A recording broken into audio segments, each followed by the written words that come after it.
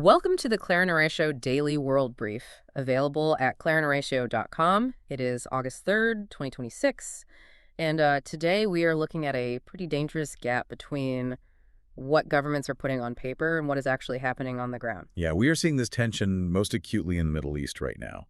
You have these dual tracks of diplomacy and military action that are just colliding. So let's start with the Persian Gulf, because the messaging coming out of Washington and Tehran could not be more contradictory. U.S. President Trump announced that negotiations to end the conflict with Iran are resuming. Right. He explicitly stated that he called off what he described as massive military strikes because he believes a deal is near regarding both the Strait of Hormuz and the broader nuclear issues. And the public consequence of that single statement was immediate. Global energy markets reacted, very swiftly. Brent crude oil dropped roughly 4.5% to around $84 a barrel. Which is huge because energy costs dictate household budgets and inflation metrics globally. The market is incredibly sensitive to any sign of de-escalation. But if you look at the physical movement of goods, it reflects a much more cautious environment. Commercial shipping companies are clearly still calculating the physical risk, right? Because between late July and August 2nd, vessel crossings in the Strait dropped 28%, down to just 51 crossings. Exactly. They recognize that tit-for-tat strikes remain a constant physical threat, regardless of political statements. And the discrepancy between the two nations is just staggering. Washington claims direct talks are happening, but Tehran is publicly denying any negotiations with the U.S. whatsoever. Tehran says they are only in talks with Oman to establish a temporary commercial shipping route. So what is the actual mechanism at play here? Is this simply a government posturing for its hardline domestic audience, or is there a genuine disconnect regarding what is actually on the table? You really have to look at the duplicitous nature of public versus private diplomacy here. The White House is operating on the assumption that Iran frequently says one thing in private negotiations while broadcasting a completely different message publicly to appease its military. But operating on the assumption that a denial is merely domestic theater carries immense risk, doesn't it? If Washington miscalculates, assuming an agreement is closer than Tehran believes it is, the resulting friction could easily trigger the exact military escalation these talks are supposedly designed to prevent. That is the core danger. A temporary commercial shipping route negotiated through Oman might just be a pragmatic stopgap. It might not be the grand diplomatic breakthrough Washington is advertising. And that disconnect between diplomatic claims and physical reality is even more staggering when we look at Gaza, because a sweeping disarmament plan is currently struggling against the devastated physical reality of the territory. Hamas has reportedly agreed to a U.S.-brokered complete disarmament plan. This would be overseen by a newly formed Board of Peace, and the framework involves handing over heavy weapons to an independent Palestinian National Committee. On paper, that 20-point diplomatic roadmap looks incredibly comprehensive. It details inventory protocols, storage of military production sites, management of weapons depots. But Israel remains deeply skeptical of Hamas's willingness to actually cede control to this new committee. The Israeli Defense Forces continue their operations across the territory, which is now under 70% Israeli control. You essentially have a bureaucratic apparatus being designed for a territory that is fundamentally lacking the stability required to implement it. Recent strikes across Gaza City, Khan Yunis, and Deir el-Balah have killed at least 13 people, including several children. The IDF stated these specific strikes targeted and killed 3 Hamas commanders who were actively planning attacks. Which brings the death toll of Palestinians to over 1,100 since a supposed ceasefire took effect last October. When the UN estimates that 60 million tons of debris have been generated, how does a bureaucratic handover of heavy weapons even function in that environment? It functions entirely in the abstract. We are watching a profoundly grim contrast. You have officials discussing the logistics of a 15-point roadmap in foreign capitals, while the people actually living in Gaza are navigating a shattered landscape. The physical reality supersedes the paper agreement. We see a different kind of paper reality clashing with actual leverage when we move to U.S. domestic policy. We are watching U.S. institutional governance undergo a massive stress test over how federal funds are deployed and withheld. Todd Blanche's nomination for U.S. Attorney General is finally advancing, but only after he formally signed a written order killing a highly controversial $1.8 billion anti-weaponization fund. This fund was heavily pushed by President Trump. It was designed to compensate allies who were prosecuted by previous administrations, including individuals involved in the 2021 Capitol riot. Right. And it also included unprecedented provisions that would have shielded the president's family and businesses from future IRS audits. Which is why the advancement of Blanche's nomination only occurred because two Republican senators, Tom Tillis and John Cornyn, refused to confirm him. They demanded binding, written assurance that the fund was dead and the IRS immunity was strictly limited. They essentially drew a line in the sand. It feels a bit like testing the plumbing in an old house.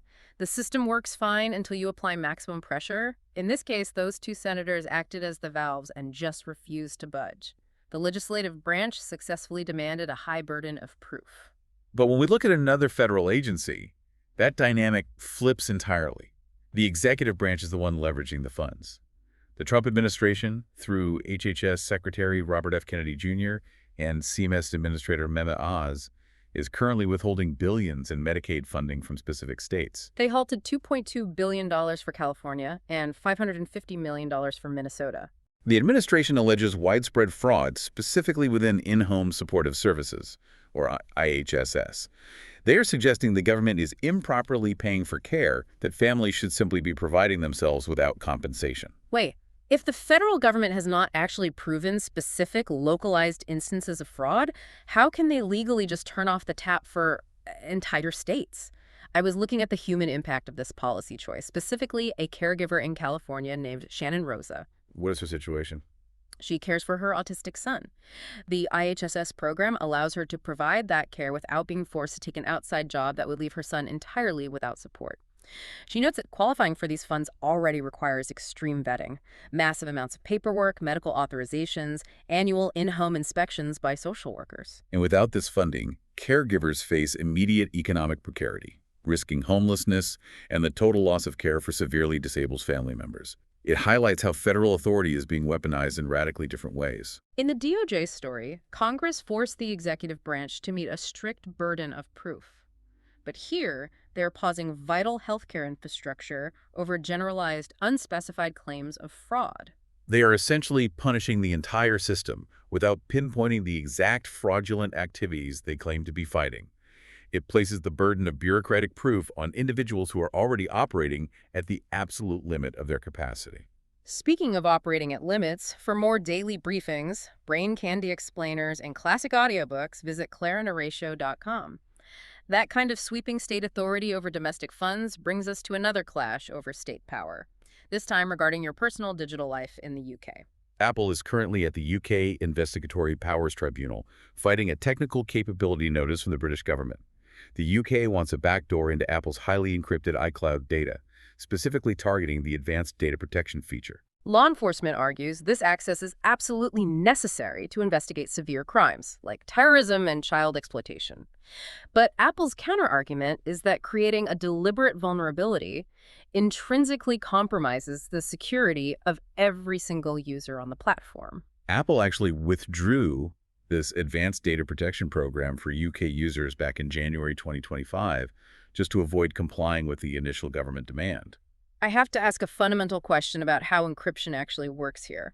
If a digital master key is created for the good guys, isn't it mathematically inevitable that bad actors, whether they are hostile nation states or organized cybercriminals, will eventually find and use it? You are hitting on the core civic stakes of this dispute. This is not merely a corporate disagreement. It is a fundamental clash between national security priorities and the absolute nature of mathematics. Because end-to-end encryption means only the sender and the receiver have the keys, right? It's exactly. Well, the moment you require a third key to exist for law enforcement, the system is no longer closed. Once you build a vulnerability into that math, digital privacy essentially ceases to exist for everyone. Privacy advocates argue that a backdoor is a systemic flaw by definition. That UK privacy fight is a perfect example of lawmakers demanding something on paper that mathematical reality simply will not allow. And we are seeing that exact same collision between government plans and physical reality play out right now across Europe. Europe's physical infrastructure is currently buckling under the weight of extreme weather. Prolonged heat waves have pushed the continent's major rivers to record catastrophic lows. The Rhine River's Cobb choke point in Germany dropped to just 25 centimeters in July. That measurement dictates how heavily cargo vessels can be loaded before they scrape the riverbed.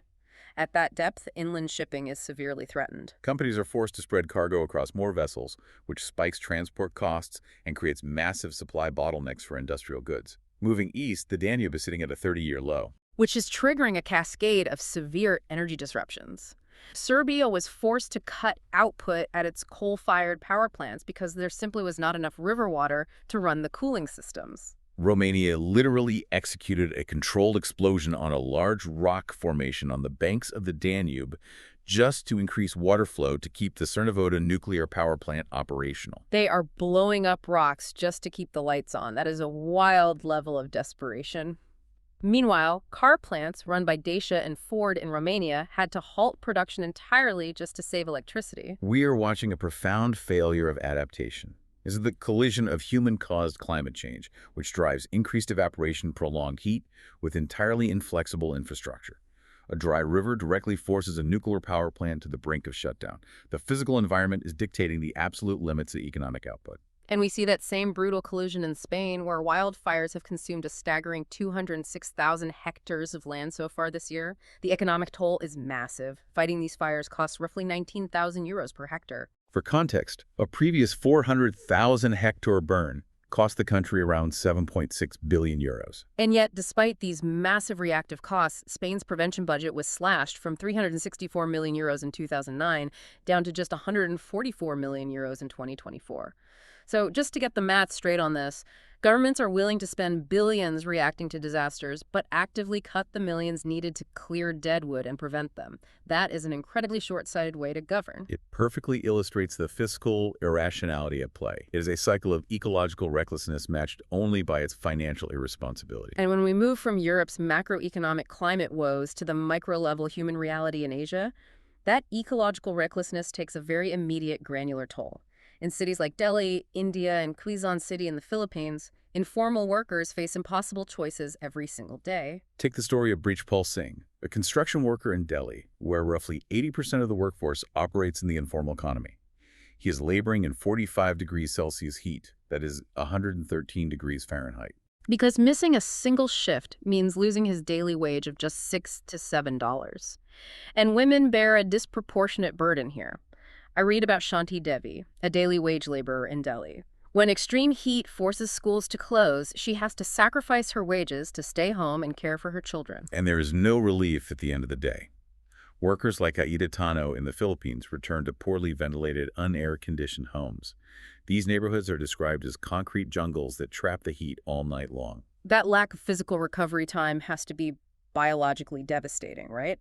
When nighttime temperatures remain high, the human body never has a chance to cool down. The constant thermal stress prevents cellular repair, and it leads to severe long-term health crises like kidney disease and stroke. The global economy and urban expansion rely heavily on this invisible, unprotected labor force.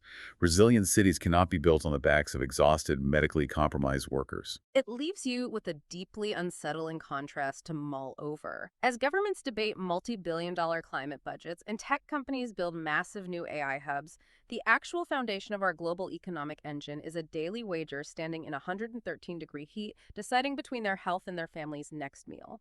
Thank you for joining us. For more daily briefings and classic audiobooks, visit clarinhoratio.com.